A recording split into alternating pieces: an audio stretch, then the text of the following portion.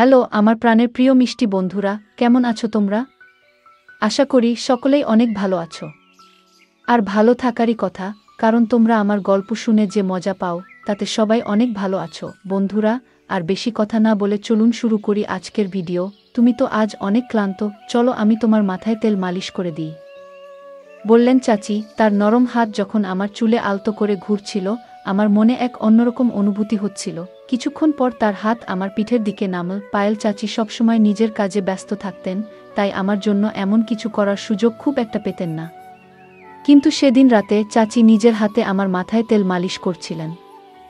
মালিশ করতে করতে কখন যে ঘুমিয়ে পড়লাম তা টের পাইনি। সকালে ঘুম ভাঙতেই দেখি আমার শার্ট নেই আর চাচি আমার পায়ের কাছে শুয়ে আছেন। ওনাকে এভাবে দেখে মনটা ভরে গেল। যখন আমার বাবা মা বিদেশে চলে গেলেন, তখন আমার জীবনে একটি নতুন অধ্যায় শুরু হলো। মা বাবা আমার যত্নের জন্য আমার চাচিকে আমাদের বাড়িতে থাকতে বললেন। পায়েল চাচি বয়স প্রায় 40-এর কাছাকাছি হলেও তার ব্যক্তিত্ব ও রুচিশীলতা ছিল মনোমুগ্ধকর। তার চালচলন, হাসি এবং কথার ধরন সবকিছুই একেবারে আকর্ষণীয় ছিল। আমি তার দিকে মুগ্ধ হয়ে তাকিয়ে থাকতাম। সত্যি বলতে চাচি ছিলেন সত্যিই আকর্ষণীয়। তার মুখে সবসময় এক ধরনের অদ্ভুত হাসি লেগে থাকত। আর চাচি যে আমার যত্ন নিতেন তা এক কথায় ছিল ভীষণ আলাদা। আমার প্রতি তার এমন একটি ভাবনা ছিল যেন আমি এখনও সেই ছোট্ট শিশু, যে প্রতিটি প্রয়োজনের জন্য অন্যের উপর নির্ভরশীল। তিনি আমার খাবার দাবার থেকে শুরু করে পোশাক পরিচ্ছদ সবকিছুতেই নজর রাখতেন, যেন আমার প্রতিটি ছোট বড় দায়িত্ব তারই উপর। অনেক সময় তার এই অতিরিক্ত যত্ন আমার মনে প্রশ্ন জাগাত, কিন্তু সত্যি বলতে এর মধ্যে এক ধরনের স্বস্তি খুঁজে পেতাম। সকালে তিনি যখন আমাকে গোসল করার কথা বলতেন, তার কণ্ঠে এক আলাদা ভাব থাকত। বারবার তিনি নিজেই আমাকে গোসল করাতে চাইতেন, যেন বুঝতেই চাইতেন না যে আমি এখন বড় হয়ে গেছি। বন্ধুরা, আজকের গল্পটা অনেক বেশি স্পেশাল, তাই কেউ মিস করো না। আর গল্পগুলো ভালো লাগলে ভিডিওটি লাইক, শেয়ার এবং চ্যানেলটি সাবস্ক্রাইব করো প্লিজ। একদিন চাচি আমাকে বললেন, তুমি ছোটবেলায় কতবার আমার কাঁধে উঠে খেলতে গো। আমি একটু লজ্জা করে চাচিকে বললাম, চাচি আমাকে এভাবে লজ্জা দিও না আগে। কিন্তু তিনি থামলেন না এবং গোসলের সময় আমার দিকে তাকিয়ে রইলেন। বন্ধুরা, আমার নাম সৌরভ, আর এখন আমার বয়স 20 বছর। ছোটবেলা থেকে শুনে আসছি যে মায়ের পরেই চাচি, ঠিক মায়ের মতো। এই কথাগুলো বরাবরই আমার মনে একটা প্রশ্নের জন্ম দিত, সত্যিই কি চাচি এতটা গুরুত্বপূর্ণ? তবে কখনো ভাবিনি যে চাচি আর আমার মধ্যে এমন কিছু ঘটবে যা আমি কল্পনাও করিনি। যিনি ছোটবেলায় আমার এত যত্ন নিয়েছেন, তার দৃষ্টিভঙ্গি কখন যে এতটা বদলে যাবে বুঝতেই পারিনি। একবার আমার বাবা মা 2 মাসের জন্য বিদেশে গিয়েছিলেন। মা বাড়ির দেখাশোনার জন্য একজন সহকারী পাঠিয়েছিলেন। পরদিন সকালে যখন ঘুম থেকে উঠলাম, হঠাৎ দরজার ঘণ্টা বাজল। যেহেতু মা বাবা বিদেশে ছিলেন, তাই ভাবলাম হয়তো কেউ এসেছেন। দরজা খুলতেই সামনে দাঁড়িয়ে ছিলেন এক লম্বা, সুন্দরী এবং আত্মবিশ্বাসী মহিলা। তার চোখে ছিল এক ধরনের ঝলক, আর মুখে ছিল মৃদু হাসি। তিনি হাসতে হাসতে বললেন, এই বাড়িতে একজন কাজের মহিলার দরকার ছিল, তাই না? আমি তাকে মনোযোগ দিয়ে দেখলাম এবং বললাম, হ্যাঁ, সম্ভবত আমার মা আপনাকে ডেকেছেন গো। তারপর তাকে বাড়ির ভেতরে নিয়ে এলাম। যখন তিনি ঘরে ঢুকলেন, আমি তাকে রান্নাঘর দেখালাম। তবে তিনি এমনই অভিজ্ঞ ছিলেন যে রান্নাঘরে কি কোথায় আছে তা সঙ্গে সঙ্গে বুঝে গেলেন, যেন আগে থেকেই এখানকার সবকিছু তার জানা। আমি ভাবলাম এটা খুবই ভালো হলো, মা নিশ্চিন্তে থাকতে পারবেন। তখনই মাকে ফোন করে জানালাম যে কাজে মহিলা এসে গেছেন। মা এটা শুনে অনেকটাই নিশ্চিন্ত হলেন। আমিও বুঝলাম এখন আর একা থাকার অনুভূতিটা থাকবে না। সারাদিনের কাজের পর সন্ধ্যায় কাজের মহিলাকে ছুটি দেওয়ার সময় এল। হঠাৎ করেই তিনি আমাকে বললেন, সৌরভ, সকাল থেকে তোমার সাথে আছি কিন্তু তুমি এখনও আমাকে চিনতে পারোনি গো। তার কথা শুনে আমি অবাক হয়ে গেলাম। বললাম, আমি জানি আপনি বাড়ির কাজের সহায়তা করতে এসেছেন, তবে আর কি পরিচয় আছে আপনার? তিনি হাসতে হাসতে বললেন, আমি এ বাড়িতে কাজের মহিলা হিসেবে এসেছি বটে, কিন্তু আগে আমাকে তুমি পায়েল চাচি বলে ডাকতে। আমার নাম পায়েল। তোমার ছোটবেলা থেকেই আমি তোমার দেখাশোনা করেছি গো। আমি বিস্মিত হয়ে বললাম, আমার জানা ছিল না যে পায়েল চাচি আমার জন্য এসেছেন গো। পায়েল চাচি এই কথা বলতেই তিনি আমার হাত নিজের হাতে নিলেন, আর তার স্পর্শে মায়ের মতোই এক ধরনের স্নেহ অনুভব করলাম। আমার মনে অদ্ভুত এক আনন্দের ঢেউ বয়ে গেল। আমি তাকে বললাম, এত বছর পর আপনাকে দেখে সত্যিই আমি খুব খুশি হয়েছি। ও সন্ধ্যা প্রায় 6টা বাজে, তাই তাকে বললাম, আজকের কাজ শেষ, এখন আপনি বিশ্রাম নিতে পারেন, কাল সময় মতো চলে আসবেন। তখন তিনি বললেন, সৌরভ, আমার নিজের থাকার জন্য কোনো বাড়ি নেই।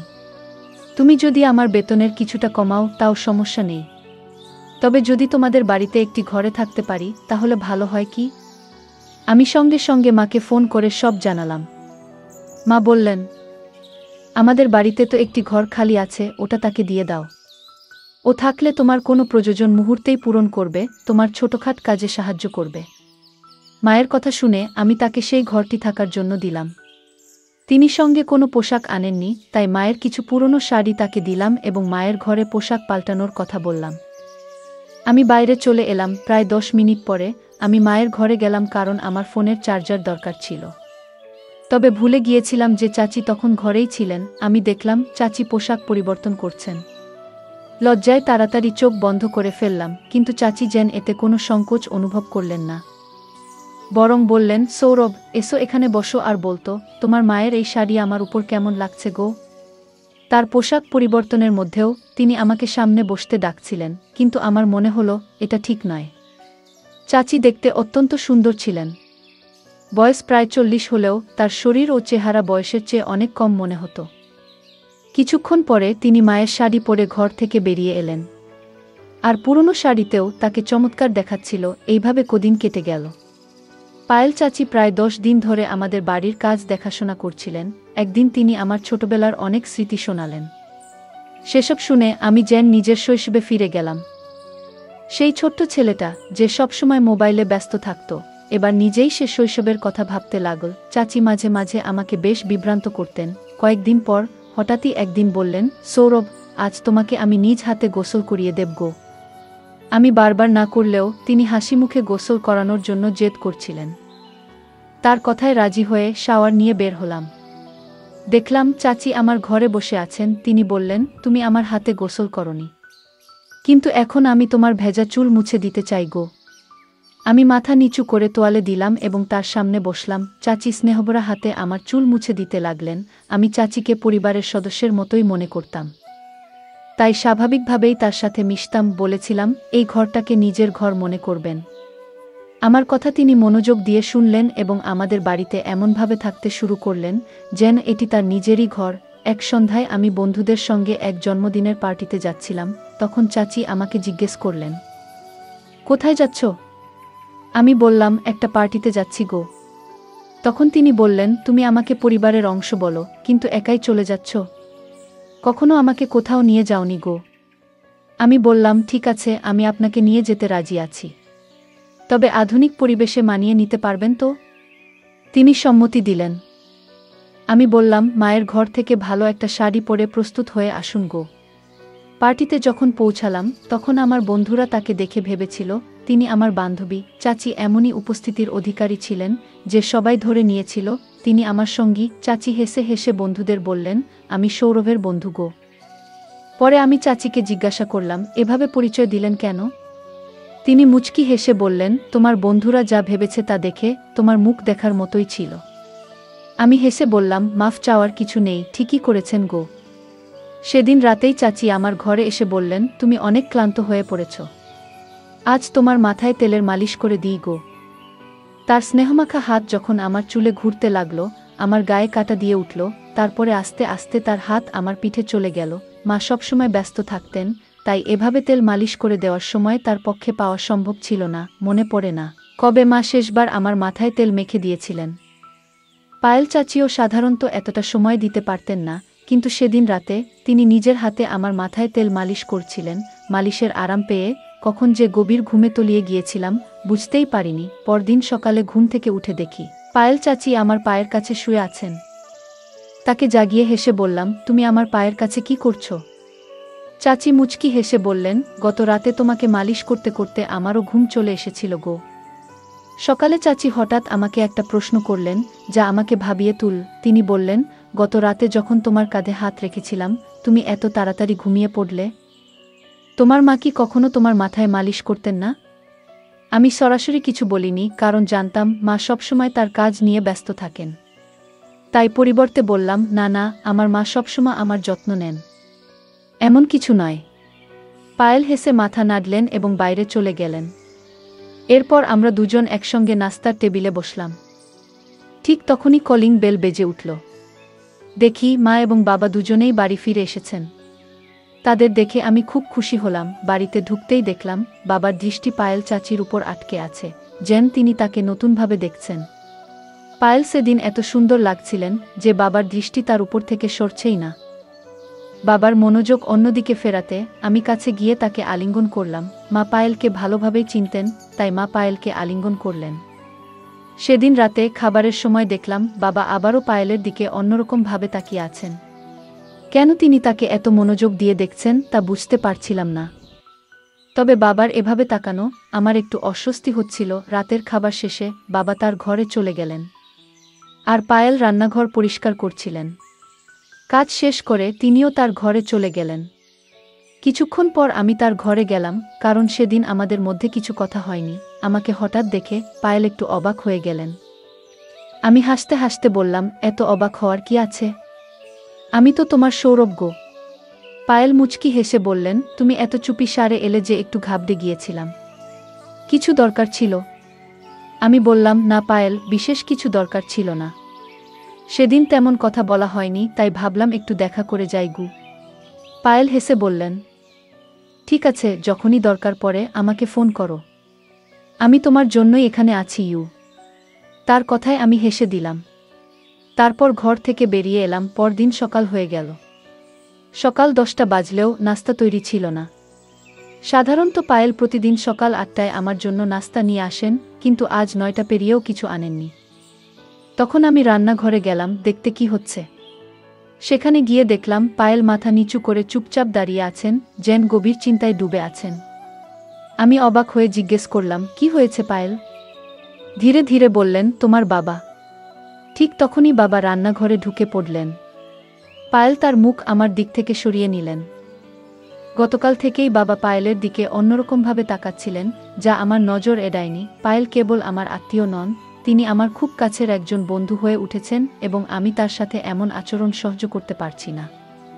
আমার মনে প্রশ্ন জাগছিল, একদিনের মধ্যে এমন কি ঘটেছে যে পায়েল এতটা অস্বস্তিতে পড়ে গেছেন? রাতে শুতে গেলাম, কিন্তু মনটা অস্থির ছিল। কিছুক্ষণ পর ভাবলাম পায়েলও ঘরে গিয়ে দেখে আসা উচিত। তার ঘরের দরজার কাছে পৌঁছেই দেখি বাবা ইতিমধ্যেই সেখানে আছেন এবং পায়েলের হাতে কিছু টাকা দিচ্ছেন। কেন হঠাৎ করে এত টাকা দিচ্ছেন সেটা বুঝতে পারলাম না। সামনের দৃশ্য দেখে আমার মনের মাঝে অস্বস্তি বাড়তে লাগল। পায়েল বাবাকে বলছিলেন, যতক্ষণ না আমি সৌরভের সাথে কথা বলবো আমি এই বাড়ি ছাড়ব না আগে। আমার মনে হলো হয়তো সে আমাকে ভালোবেসে ফেলেছে। দেরি না করে আমি সরাসরি তার ঘরে ঢুকে পড়লাম। বাবাকে জিজ্ঞাসা করলাম, আপনি এখানে পায়েলের সাথে কি করছেন? আমার প্রশ্ন শুনে মাও ঘরে এসে ঢুকলেন। আমাকে দেখে মা বাবার মুখের ভাব কেমন যেন বদলে গেল। মা বাবা আমাকে বলতে লাগলেন, তুমি নিজের ঘরে ফিরে যাও। আমি প্রতিবাদ করে বললাম, আমি আর শিশু নই। আমি জানতে চাই এখানে আসলে কি ঘটছে এবং আপনি পায়েলের সাথে কি করছেন গো। ঠিক তখনই পায়েল আমার কাছে এসে আমাকে জড়িয়ে ধরে কাঁদতে লাগলেন। তিনি বললেন, সৌরভ, এই বাড়িতে তুমি একমাত্র ব্যক্তি যে আমাকে বোঝো। এখানে আসার পর থেকে তোমাকে অনেক কিছু বলতে চেয়েছি, কিন্তু কিছু কারণে চুপ ছিলাম। পায়েলের কথায় আমি অবাক হলাম এবং তাকে সান্ত্বনা দিয়ে বললাম, যদি কোনো নিরীহ মানুষের সাথে অন্যায় হয়ে থাকে আমি তা সহ্য করব না আগে। তখন মা পায়েলকে বললেন, তুমি চুপ থাকাই ভালো আর এখান থেকে চলে যাও। কিন্তু পায়েল উত্তেজিত হয়ে মায়ের দিকে তাকিয়ে বললেন, আজ আর চুপ থাকব না। আমি সৌরভকে সব সত্য বলবো। পায়েল আমার দিকে ফিরে বললেন, সৌরভ, তুমি তোমার এই মা বাবার সন্তান নও। তোমার আসল মা তানিয়া, তিনি আমার বড় বোন। কয়েক বছর আগে তিনি এই বাড়িতে কাজ করতেন এবং দুজন যমজ সন্তানের জন্ম দিয়েছিলেন। তোমার বাবা তাদের একজনকে তোমার দত্তক হিসেবে নিয়েছেন, আর আমি এখন তোমার ভাইয়ের যত্ন করি। তোমাকে ভালোভাবে দেখাশোনা করার জন্য আমি এখানে আছি। এই কথা শুনে আমার মনে নতুন প্রশ্ন তৈরি হলো। আমি পায়েলকে দূরে সরিয়ে দিয়ে বললাম, আমি আপনার কথায় বিশ্বাস করি। আপনি আমার মায়ের মতোই। তবে আমি নিজের জীবন নষ্ট করতে চাই না। আপনি যা বলছেন যে তারা আমার আসল বাবা মা নন, আমি তা মেনে নিতে পারছি না। তাদের প্রতি আপনার অভিযোগ শুনে ভালো লাগছে না, কারণ তারা আমাকে নিজের সন্তানের মতোই ভালোবাসা এবং যত্নে বড় করেছেন। সব জানলেও আমার এতে কোনো আপত্তি নেই, কারণ তারা আমাকে এমন এক জীবন দিয়েছেন যা আমি কখনো কল্পনাও করিনি। এরপর মা বাবা সিদ্ধান্ত নিলেন যে পায়েলকে পুলিশের হাতে তুলে দেবেন। তবে আমার যমজ ভাইদের জন্য তাকে ক্ষমা করলেন, কারণ সে পায়েলের কাছে রয়েছে। কয়েক বছর আগে পায়েল আমার মা বাবার কাছ থেকে কিছু টাকা নিয়েছিলেন। আমার জন্মের পর আমার আসল মায়ের মৃত্যু হয়েছিল, আর পায়েল তখন আমার বট ভাইয়ের দেখাশোনা করতেন। কিন্তু দুর্ভাগ্যবশত তিনি ভাইকে সঠিকভাবে বট করেননি। ভাই খারাপ পথে চলে গিয়েছিল এবং তার জীবন বিপদে পড়েছিল। সে চুরি করত, নানা ধরনের মজা করত, আর এখন আবার আমার মা বাবার কাছ থেকে টাকা আদায়ের চেষ্টা করছিল। কিছু গয়না সে চুরি করেছে, কিন্তু তাতেও সে সন্তুষ্ট ছিল না। পায়েল আমার মা বাবার কাছে 20 লাখ টাকার দাবি করেছিল, কিন্তু এবার মা বাবা তাকে স্পষ্টভাবে না করে দেন। তখন সে তাদের হুমকি দিতে শুরু করে। মা বাবা তাকে কিছু টাকা দিয়ে বাড়ি থেকে চলে যেতে বললেন। পায়েল আমাকে নিজের প্রতি বিশ্বাসী করাতে চেয়েছিলেন, আমাকে মায়ে ফাঁসাতে চেয়েছিলেন, কিন্তু তার আসল চেহারা প্রকাশ পাওয়ায় আমার মনের সমস্ত ভালোবাসা ফিকে হয়ে গেল। কয়েক বছর আগে মা বাবা আমাকে দত্তক নেওয়ার জন্য পায়েলকে কিছু টাকা দিয়েছিলেন, কিন্তু সে সেই টাকা সঠিকভাবে ব্যবহার করতে পারেনি। যদি সময়মতো সে সেই টাকার মূল্য দিত এবং তার যথাযথ যত্ন নিত, তাহলে হয়তো আজ আমার বড় ভাই সঠিক পথে থাকত। কিন্তু পায়েল তাকে সঠিক শিক্ষা বা দিশা কিছুই দিতে পারেনি। এ কারণে মা বাবা তাকে আমাদের জীবন থেকে দূরে সরিয়ে দেন এবং আমার বট ভাইকেও দত্তক নেন। নিজের সন্তানের মতো করে বট করেন। আমি আমার মা বাবার প্রতি অত্যন্ত কৃতজ্ঞ, যারা আমাকে ও আমার ভাইকে এত সুন্দর জীবন দিয়েছেন। যদি সময়মতো পায়েলের আসল চেহারা না জানতাম, তাহলে হয়তো তার মায়ের জালে পড়ে আমার জীবন নষ্ট হয়ে যেত। কিছু মানুষ অর্থের লোভে সম্পর্কের মর্যাদা ভুলে যায়। সম্পর্কের মান এবং সম্মান রক্ষা আমাদের জীবনের অন্যতম গুরুত্বপূর্ণ নীতি। প্রতিটি সম্পর্কের একটি নিজস্ব অর্থ ও উদ্দেশ্য থাকে। সম্মান, বিশ্বাস ও শালীনতা ছাড়া কোনো সম্পর্ক সত্যিকার অর্থে সুখ ও সন্তুষ্টির উৎস হতে পারে না।